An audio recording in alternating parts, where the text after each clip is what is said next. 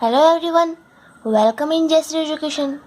तो आज हम स्टार्ट करने जा रहे हैं एक्सरसाइज 7.6 का थर्ड क्वेश्चन। मैंने टू क्वेश्चन तो आपको लास्ट वीडियो में करवा दिए थे, जिसमें मैंने आपको रोले थ्योरम के बारे में बताया था कि कौन सा फंक्शन रोले थ्योरम को सेटिस्फाई करता है, कौन सा फंक्शन नहीं करता है। तो आज हम बात करेंगे लैग्रांज मीन वैल्यू थ्योरम की, कि उसकी सत्यता की जांच करेंगे क्वेश्चंस में फंक्शन कब उसको संतुष्ट करते हैं और कब उसको सेटिस्फाई नहीं करते हैं। तो आज हम उसकी बात करेंगे, उसके बाद हम एक्सरसाइज की भी बात करेंगे। तो देखिए थर्ड का एक क्वेश्चन देखिए। एक्सरसाइज 7.6 का थर्ड का एक क्वेश्चन ये है कि हमें ये जो भी फंक्शन दिया आएंगे निम्न फलनों के लिए लाग्रांज मध्यमान प्रमेय की सत्यता की जांच कीजिए। इसका मतलब ये है कि हमें देखना है कि जो फंक्शन हमें क्वेश्चन के रूप में दे रखे हैं ये लाग्रांज मध्यमान प्रमेय को संतुष्ट करते हैं कि नहीं करते हैं, हमें टेस्ट करना है ये। तो लाग्रांज के लिए मैंने आपको दो कंडीशन बताई थी। एक तो ये जो क्लोज इंटरवल यहाँ पे दिया हुआ आएगा उसमें कंटिन्यूस होना चाहिए हमारा फंक्शन, और ओपन इंटरवल के इसके ओपन इंटरवल में हमारा फंक्शन क्या होना चाहिए, डिफरेंशिएबल होना चाहिए। और तीसरी बात ये रोले थ्योरम में क्या था कि F A equals to F B होना चाहिए, और लैग्रांज में एफ ए और एफ बी दोनों बराबर नहीं होने चाहिए।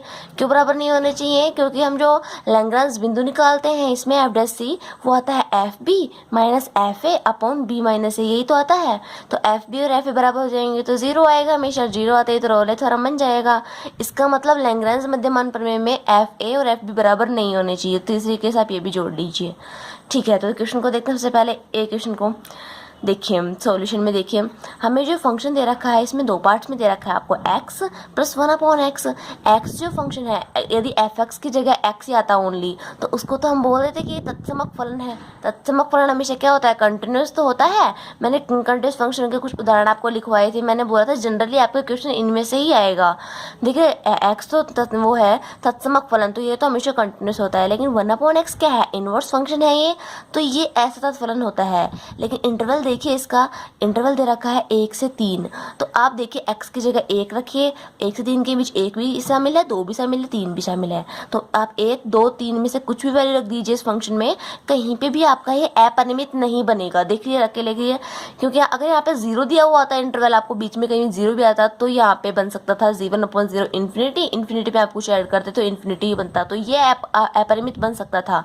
लेकिन आपका इंटरवल ऐसे दे रखा है कि आपका अपरिमित बनने का कोई भी चांस नहीं है। तो आपको एक बार ये भी देख लेना है कि आपका इंटरवल कैसा दे रखा है। देखिए ये तो कंटीन्यूअस फंक्शन था, आप जनरल फॉर्म में देखें तो, और ये आपका कंटीन्यूअस फंक्शन नहीं था। लेकिन हम दोनों ने जब देखा इंटरवल में तो दोनों बन के ये कंटीन्यूअस फंक्शन ही बन गया है। तो हम बोल देंगे कि जो एफ दे रखा है वो अंतराल में 1 से 3, ये आपका क्लोज इंटरवल है 1 से 3 में समवर्त अंतराल बोल सकते हैं। आपको फंक्शन है में क्या है, सतत है, कंटीन्यूअस फंक्शन है। उसके बाद आप डिफरेंशिएबिलिटी की बात करते हैं तो आप इसका डिफरेंशिएशन करके देख लीजिए रफ वर्क में। देखिए डिफरेंशिएशन करेंगे तो आपका 1 आया, और इसका 1/x का कितना आएगा, 1/x का करेंगे आप कैसे, x को ऊपर लेके जाएंगे तो आएगी x की पावर माइनस का 1, तो उसका आएगा 1 माइनस 1/x² आपका आएगा डिफरेंशिएशन। तो आप इस इंटरवल में से x की जगह वैल्यू रख के देखिए तो आपका वो भी अपरिमित नहीं आएगा। इसका मतलब ये हुआ कि f है वो ओपन इंटरवल में अवकलनीय भी है, डिफरेंशिएबल भी है। या आप इसको चेक करके देख सकते हैं, left hand derivative right hand derivative निकाल के देख लीजिए। ये मेरा काम नहीं है क्योंकि मैंने आपको 6 चैप्टर में करवा दिया था, तो आप इसका चेक करके भी देख सकते हैं। अब देखिए तीसरी बात मैंने क्या बोली थी आपको कि एफ ए इसमें does not equals to F B आना चाहिए, तो हम वो भी देख लेते हैं। क्योंकि हम जो वो निकालते हैं लैग्रांज मध्यमान बिंदु निकालते हैं उसमें एफ ए एफ बी आपको चाहिए ही है। तो देखिए एफ ए का मतलब ये हुआ आप F1 पे वैल्यू निकालिए, क्योंकि इंटरवल 1 से 3 दे रखा आपको, तो ए का तो हम 1 मानेंगे, बी को 3 मानेंगे। तो देखिए फंक्शन में रखिए आप 1/1, तो ये है 2, और हम 3 रखते हैं इसकी जगह। देखिए 3 + 1/3, तो ये आपके पास आएगा, तो ये आपका आएगा 10/3। ये आ गया आपका F3 की वैल्यू। आपको देखिए अगर आपको निकालना है इसका मध्यमान बिंदु लैग्रांज का, देखिए ये देखिए अब लैग्रांज मध्यमान प्रमेय को संतुष्ट करता है, ये दो कंडीशन इसने पूरी कर दी। और ये F does not equals to F B भी आ रहा है हमारा, तो आप लिख दीजिए F1 does not equals to F3 है। इसका मतलब लिख देंगे यहाँ पे लैग्रांज प्रमेय को संतुष्ट करता है। और आप F' C निकालेंगे तो आपका क्या फॉर्मूला होता है, FB minus FA upon B minus A, यही तो फॉर्मूला होता है। एफ बी की वैल्यू है ये 10/3, एफ ए की वैल्यू है 2, बी की वैल्यू है 3, ए की वैल्यू है 1, तो आप इनकी वैल्यू रखिए। और एफ डैश सी में, एफ डैश सी का मतलब क्या हुआ, इसका आप डिफ्रेंशिएशन कीजिए और उसमें एक्स की जगह आपको सी रखना है। तो मैंने इसका डिफ्रेंशिएशन आपको बताया 1 - 1 अपॉन एक्स स्क्वायर होगा। तो देखिए इसका भी डिफ्रेंशिएशन क्या होगा, 1 - 1 अपॉन एक्स स्क्वायर की जगह सी स्क्वायर मैंने रख दिया। और यहाँ पे देखिए 10/3 एफ बी की वैल्यू, तो एफ ए की वैल्यू 2 आ गई यहाँ पे, और बी की वैल्यू क्या आएगी 3 माइनस का 1। ये हमारे आ गया इसका डिफरेंशिएशन। अब सी की आपको वैल्यू निकालनी है, तो देखिए इसका सॉल्यूशन फिर ये आएगा। इसको मैं जब सोल्व करती हूँ, आपको सी की वैल्यू निकालनी है, तो देखिए आप 1/c² को एक तरफ ले जाइए और यहाँ पे हो जाएगा 1 - 2/3।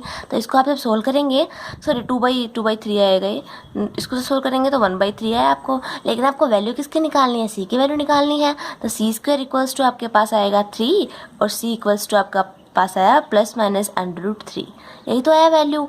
तो देखिए ये आपको सी की वैल्यू मिल गई है, मध्यमान जो बिंदु है आपका। उसके बाद देखिए बी क्वेश्चन है। क्वेश्चन नंबर बी में देखिए आपको ये फंक्शन दे रखा है। आपको पहले देखना है कि इस दिए हुए इंटरवल में कंटिन्यूस फंक्शन है कि नहीं। तो देखिए आपको फंक्शन, सॉरी इंटरवल कहाँ से कहाँ दे रखा है, 0 से 2 दे रखा है। इसका मतलब इसमें 0 भी इंक्लूड है, 1 भी इंक्लूड है, 2 भी इंक्लूड है। तो देखिए कंटिन्यूस के लिए आप इसमें अगर 1 रखते हैं, x की जगह क्या रखते हैं 1, तो 1 - 1 तो 0 हो गया। ये अपॉन में 0 आता है, ये आपका क्या बन गया, अपरिमित बन गया। इसका मतलब ये कंटिन्यूस फंक्शन नहीं होगा। मैंने बताया था ना आपको जो भी इंटरवल दिया हुआ है आप x की जगह वो वैल्यू रख सकते हैं। जैसे लास्ट क्वेश्चन में आपको इंटरवल दिया हुआ था 1 to 2, उसमें तो कुछ ऐसा मैटर ही नहीं आ रहा था आपका। लेकिन यहाँ पे देखिए 0, 1, 2, इसमें से आप 1 अगर यहाँ पे रखते हैं तो आपका अपरिमित फंक्शन बन जाता है। इसका मतलब ये हमारा फंक्शन दिया हुआ जो है इस इंटरवल में सतत नहीं है। जब ये पहली कंडीशन को पूरा नहीं कर रहा है तो दूसरी कंडीशन में चेक करने की कोई भी जरूरत नहीं है। हम कह देंगे इसे कि ये लैग्रांज प्रमेय को संतुष्ट नहीं करता है। क्योंकि कोई फंक्शन जब कंटिन्यूस नहीं आएगा तो डिफरेंशिएबल कैसे हो सकता है। जब कोई फंक्शन कंटिन्यूस आता है तभी तो हम डिफरेंशिएबिलिटी की बात करते हैं। तो ये फंक्शन सतत ही नहीं है तो ये अवकलनीय कैसे होगा। तो हम से लिख देंगे कि ये प्रमेय को संतुष्ट नहीं करता है। तो आपको ऐसे भी कंटिन्यूटी का टेस्ट करना है। सी क्वेश्चन देखिए इसका। सी क्वेश्चन में आपको एक बहुपदीय फलन दे रखा है, पोलिनोमियल फंक्शन दे रखा है आपको ये। तो देखिए बहुपदीय फलन आप कैसे पहचानेंगे, ये देखिए रेखीय रूप में दे रखा होता है। ये जो आपको पहले क्वेश्चन में दे रखा था इसमें अपॉन में भी दे रखा था। तो इसमें आपको इंटरवल चेक करके देखना ही है कहीं आपका अपरिमित तो रूप नहीं बन रहा है।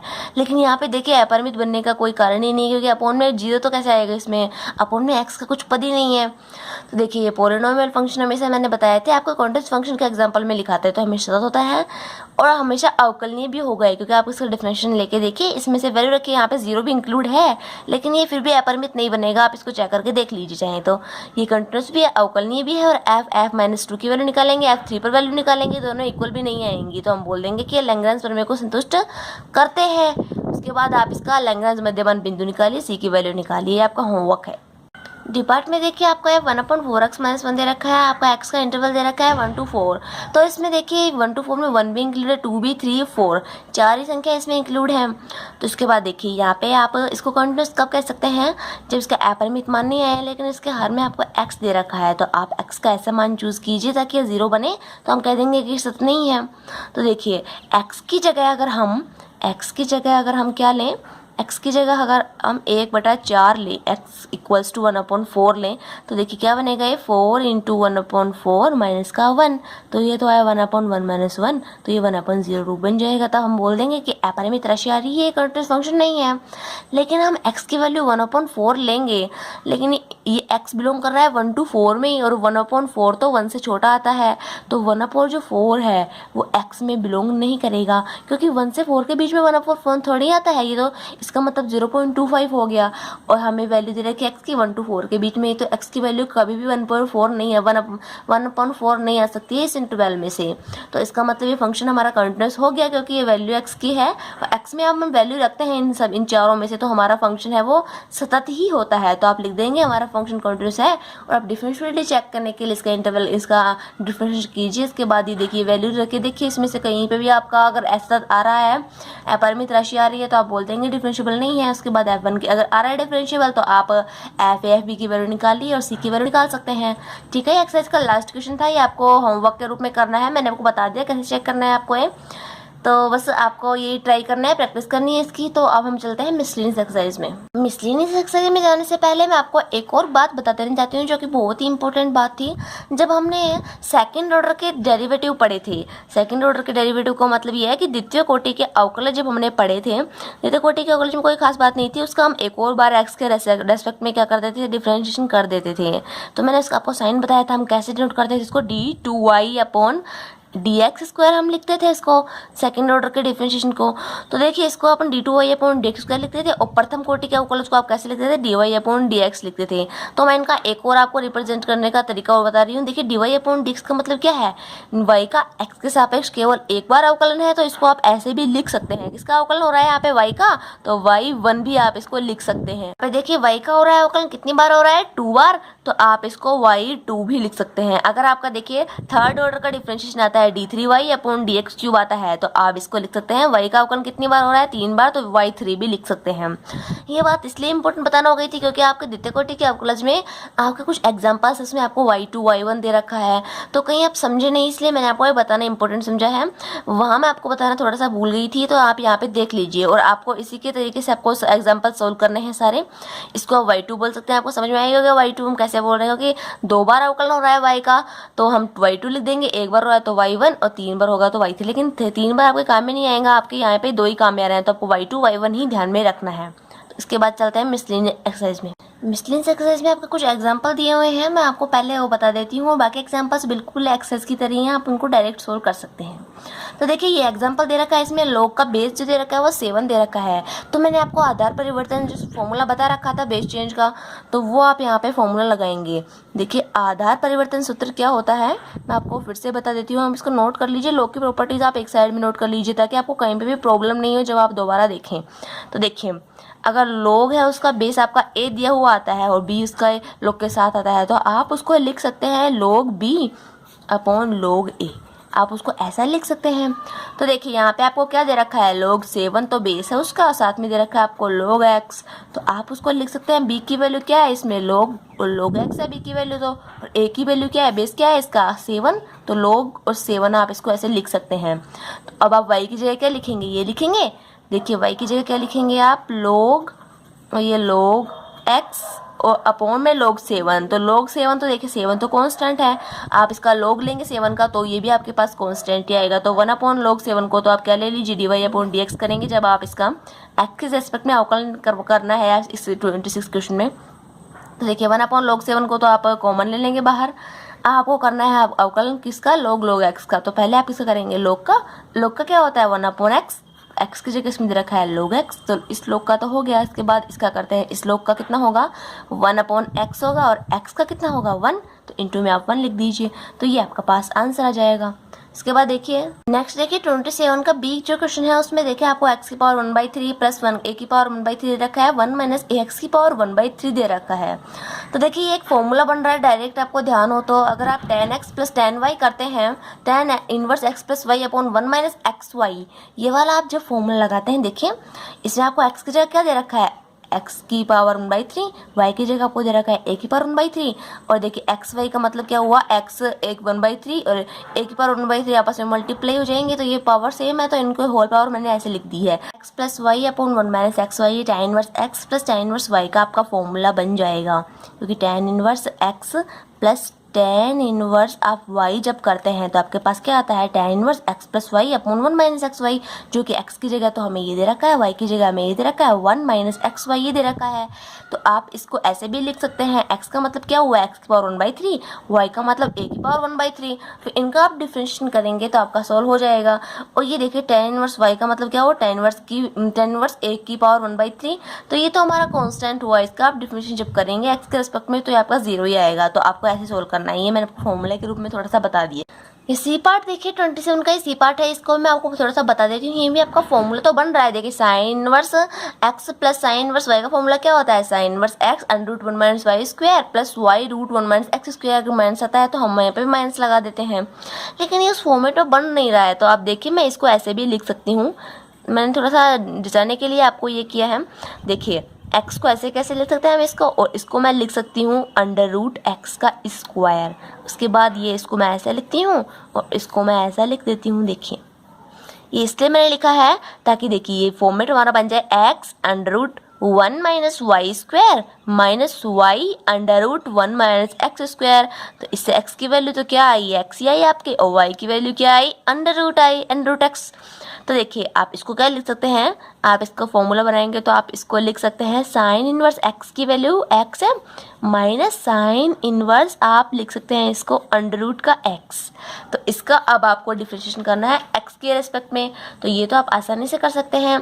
देखिए इसका आप डिफरेंशिएशन करेंगे तो पहले साइन इनवर्स x का क्या होगा, 1/√1 माइनस एक्स स्क्वायर, और इसका करेंगे तो 1/√1 माइनस एक्स स्क्वायर होगा पहले तो, फिर आपको रूट एक्स का भी करना होगा 1/2√x, एक्स का एक्स रिस्पेक्ट में 1 ही होता है। तो आपको ऐसे सोल्व करना है, आपको फॉर्मेट बनाने की कोशिश करनी है। देखिए मैंने आपको ये फॉर्मेट बनाना बताया है, आपका क्या जाता है कि कन्फ्यूजन में आप कन्फ्यूज़ नहीं हो।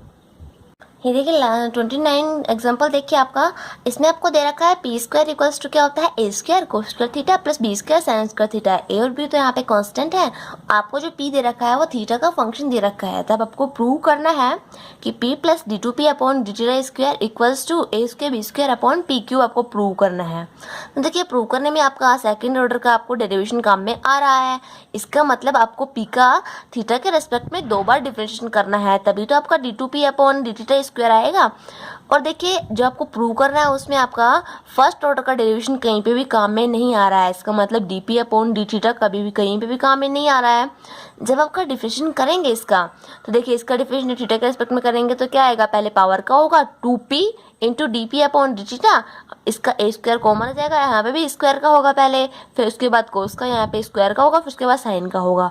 तो आप दोबारा अवकलन करेंगे तो उस दोबारा अवकलन जब करेंगे D two P upon D theta square आएगा आपका, तो उसमें कहीं पे भी आपका अगर D P upon D theta वाला टर्म आपके आ जाता है, देखिए यहाँ पे आपके समझ लीजिए आपने D two P upon D theta square निकाला है, आपके कहीं पे भी आपका D P upon D theta वाला टर्म आ जाता है तो उसकी वैल्यू आप पहले वाले इक्वेशन से रख देंगे, जहाँ पे आपने D P upon D theta की वैल्यू निकाली है उस इक्वेशन से आप इसकी वैल्यू रख देंगे। क्यों रख देंगे उसकी वैल्यू, क्योंकि देखिए हमें जो प्रूव करना है उसमें आपको D P upon D theta कहीं पे भी नहीं दे रखा है। अगर दिया होता तो हम इसकी वैल्यू नहीं देखते, क्योंकि प्रूव करने भी हमें ये चाह रहा है। लेकिन अगर आपको यहाँ पे प्रूव करने में नहीं दे रखा है तो आप इसकी वैल्यू रख दीजिए, भले ही ये पी के टर्म्स में ही क्यों ना आए, क्योंकि पी के जो हमें दे रखा है, तो पी की तो हमें प्रूव में दे रखा है, पी भी आ रहा है पी क्यू भी आ रहा है, तो पी क्यू की वैल्यू तो आपको रखने की कोई जरूरत नहीं है। लेकिन D P upon D theta की वैल्यू आपको रखने की जरूरत है, क्योंकि हमारे प्रूव करने में ये दे नहीं रखा है। आप इस क्वेश्चन को सोल्व करेंगे, थोड़ा लेंथी जरूर हो सकता है लेकिन बेहद ही सिंपल क्वेश्चन है। इसमें आपके सरसमीकरण भी काम आती है, sign square theta plus cos square theta, ये भी आपके आगे काम में आएंगे। आप जब करेंगे इसको सोल्व तब आपको पता चल जाएगा, लेकिन आपको बिल्कुल कंसंट्रेशन होकर सोल्व करना है, आपका आसानी से आपका ये प्रूव हो जाएगा, जैसा कि मैंने आपको और क्वेश्चन में बताया था।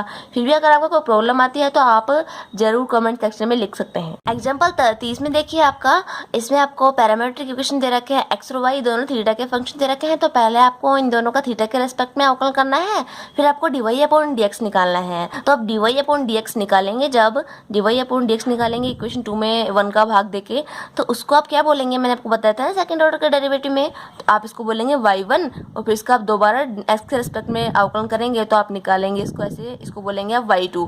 देखिए हमें प्रूव करने में भी y2 y1 ऐसे ही बोल रहा है, तो y1 का मतलब ये हुआ, तो आप dy अपॉन dx को dy अपॉन dx ना लिख के आप y1 लिखेंगे अब, और dy2 को d2y अपॉन dx ना लिख के आप y2 लिखेंगे। सेम वही क्वेश्चन आपका आसानी से सोल्व हो जाएगा। एग्जाम्पल 31 में देखिए आपका रोले प्रमेय की शर्तों व निष्कर्षों की जांच करनी है। इसका मतलब ये है आपको दिखाना है कि रोले प्रमेय को सेटिस्फाई करते हैं कि नहीं करते हैं। अगर सेटिस्फाई करते हैं तो आपको रोले बिंदु भी निकालना है।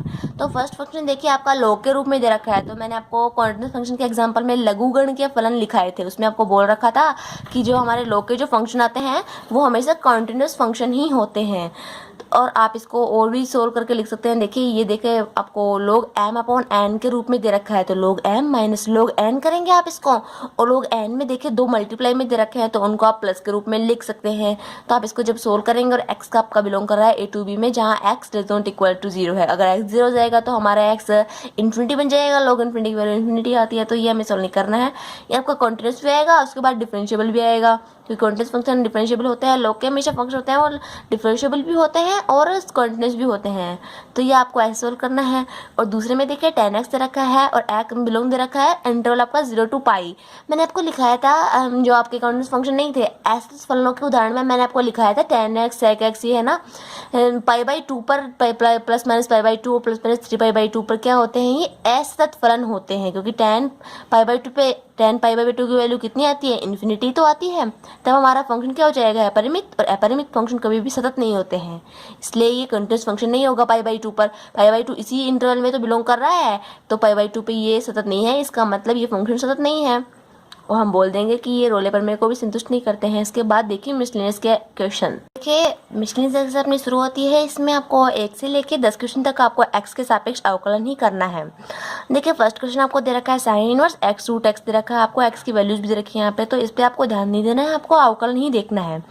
सबसे पहले आप करेंगे इनवर्स फंक्शन का। साइन इनवर्स का क्या होता है, 1/√1 - x²। उसके बाद आपको x रूट x करना है, u इंटू वी से आप कर सकते हैं।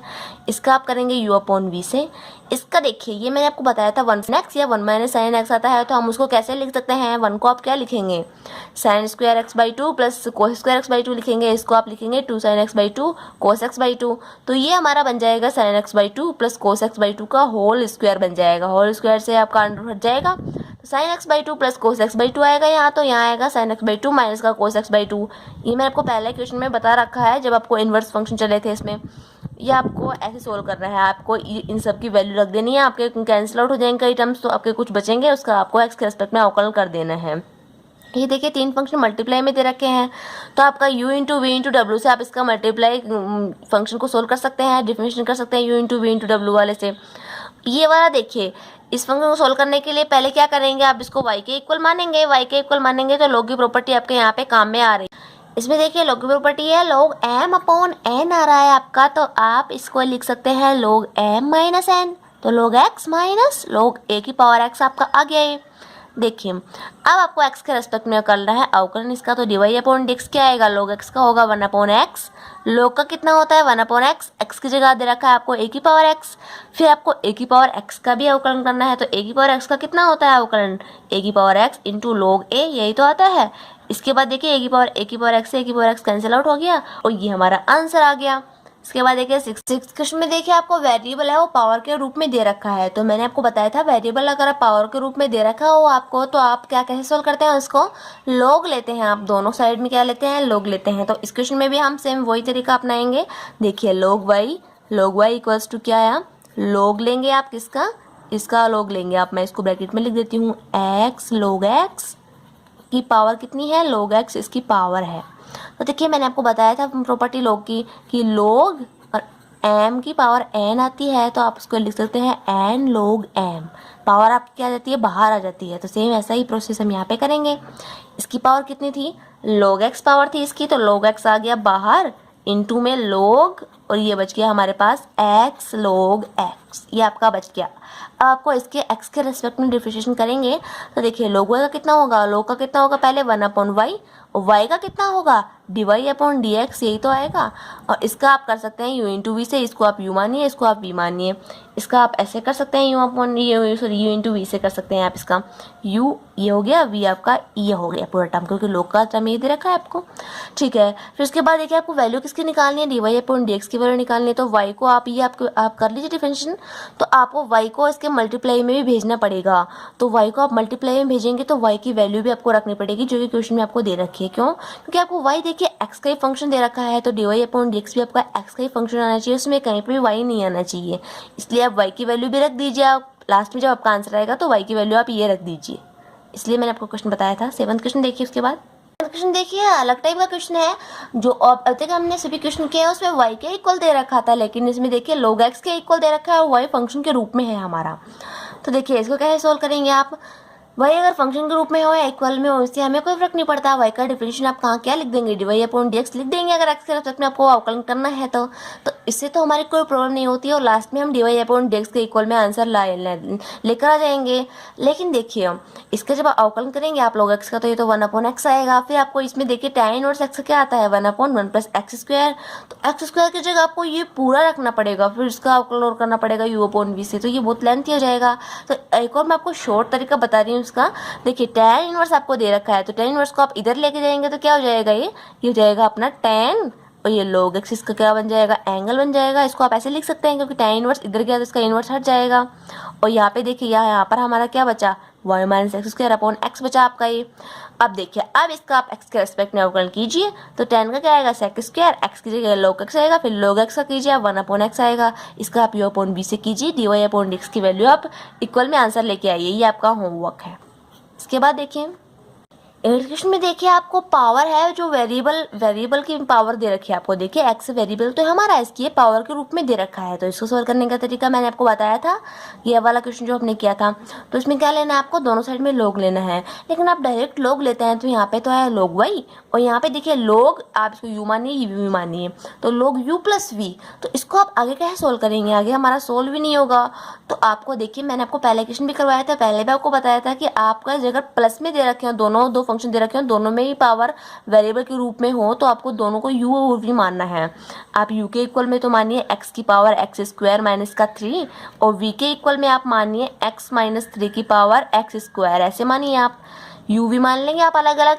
अब u का आप log लीजिए और v का भी आप log लीजिए, आप यहाँ से क्या निकाल के लाएंगे, आपको देखिए y का डिफरेंशिएशन तो करना है, तो आपको dy अपॉन dx की वैल्यू चाहिए, तो आप इसका भी x के रेस्पेक्ट में अवकलन करते, इसका भी x के रेस्पेक्ट में करते, इसका मतलब u का भी x के रेस्पेक्ट में करते, v का भी रेस्पेक्ट में करते, तो du अपॉन dx चाहिए आपको प्लस dv अपॉन dx चाहिए। तो आपको इन दोनों की वैल्यू यहाँ से निकालनी है और इन दोनों की वैल्यू निकाल के इक्वेशन में पुट कर देनी है, आपका आंसर आ जाएगा। लेकिन आपको यहाँ पे अलग अलग मान के सोल्व करना है, क्योंकि दो फंक्शन आपको प्लस में दे रखे हैं। अगर मल्टीप्लाई में दे हुए थे तो हम डायरेक्ट इसको log लेके सोल्व कर सकते थे, लेकिन ये मल्टीप्लाई में नहीं है, बीच में प्लस का साइन आ रहा है, मैंने आपको पहले ही बताया था क्वेश्चन। तो आपको यहाँ ऐसे करके log लेना है, इसका log लेंगे तो पावर बाहर आ जाएगी। तो ये आपका होमवर्क है, इसको आप सोल्व कीजिए। इसके बाद देखिए क्वेश्चन नंबर 9 देखिए आपका पैरामीट्रिक डिफरेंशियल इक्वेशन दे रखा है, तो इसमें आपको x और y है और t के फंक्शन दे रखे हैं, लेकिन इसमें देखिए ऑर्डर तो आपने थोड़ा सा चेंज कर दिया है, ये y आपको पहले दे दिया, x आपको बाद में दे दिया, लेकिन हमें इससे कोई प्रॉब्लम नहीं है। आपको t के रेस्पेक्ट में अवकलन करना है दोनों का। उसके बाद आपको चाहिए क्या, dy अपॉन dx चाहिए, तो आपको क्या करना है, dy अपॉन dt में आपको भाग देना है dx अपॉन dt का। यही आपको ऑर्डर ध्यान में रखना है, चाहे आपको x और y कैसे भी ऑर्डर में दे, लेकिन आपको dy अपॉन dx से निकालना है। इसका मतलब dy अपॉन dt में आप भाग देंगे dx अपॉन dt का, ये आप आसानी से कर सकते हैं। उसके बाद 10th क्वेश्चन में आप देखिए इसका x के रेस्पेक्ट में आपको अवकलन चाहिए, साइन इनवर्स x का आप आसानी से कर सकते हैं। इसमें साइन इनवर्स का करेंगे पहले, उसके बाद अंडर रूट का, उसके बाद 1 माइनस एक्स स्क्वायर का अवकलन कीजिए, आपका आंसर आ जाएगा। ठीक है, आज के लिए बस इतना ही। इसके आगे पढ़ेंगे हम नेक्स्ट वीडियो में 11th क्वेश्चन से। आप इन क्वेश्चंस की प्रैक्टिस कीजिए, कुछ भी प्रॉब्लम आती है तो आप कमेंट सेक्शन में जरूर लिख सकते हैं। वीडियो को लाइक शेयर सब्सक्राइब करना ना भूलें। Thank you.